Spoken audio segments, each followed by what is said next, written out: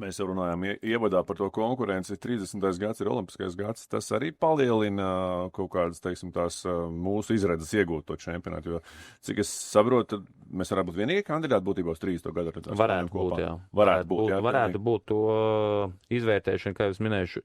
Šodien ir pēdējais datums, kad jāiesniedz liela čupa ar dokumentiem.